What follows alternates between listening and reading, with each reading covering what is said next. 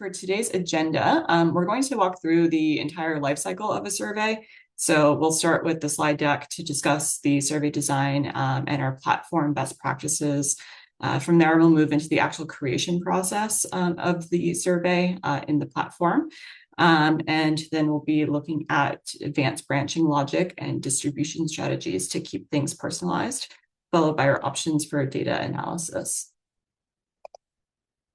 So to kick things off with surveys, what is a survey? Super basic, but it's really important because we do like to highlight and encourage folks to think of it as a conversation with a purpose.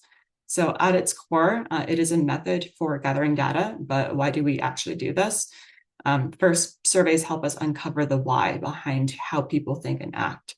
Second, they provide benchmarking data that is essential for your business goals or your research goals. And perhaps most importantly, surveys give a voice to people who might not otherwise be heard. And ultimately, having that hard data in your hands is what allows you to make confident, informed decisions.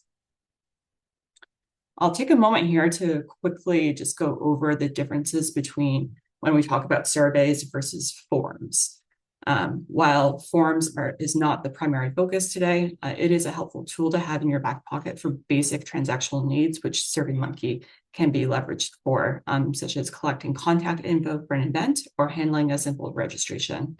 So forms are essentially a streamlined version of a survey. They are usually just a single page with simple text boxes or drop-down menus. Because they don't require complex logic, they're very quick to build, and it's a great way to capture straightforward information when you don't have the need for a full analytical power of a research survey.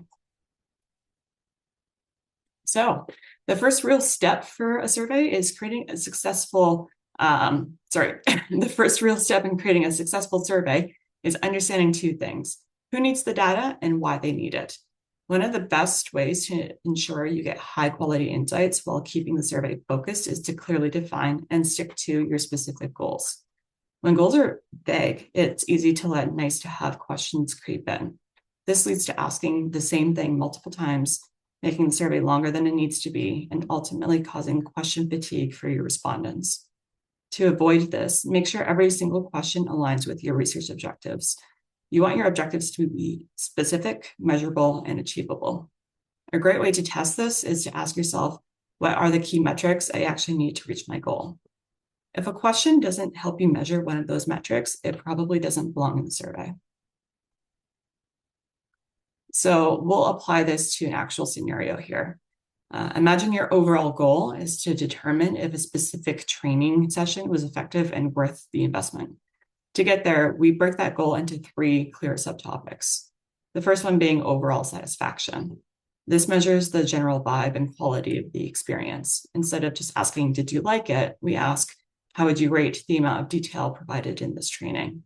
How would you rate the instructor's expertise? Was the balance of hands-on activities appropriate? Second, tactical feedback. This is where we get the data needed to fix the training for next time. We want to know what was missing or what hit the mark. We can ask things like, what content, if any, was missing from the session? Which specific activity helped you learn the material most effectively? And which part of the training did you find most engaging? And the third subtopic for this would be competency and impact. So this is a very important metric. It proves the training actually worked. We move beyond just satisfaction and measure the actual ability. We can ask things like, on a scale of 1 to 5, how confident do you feel applying this learning to your daily work?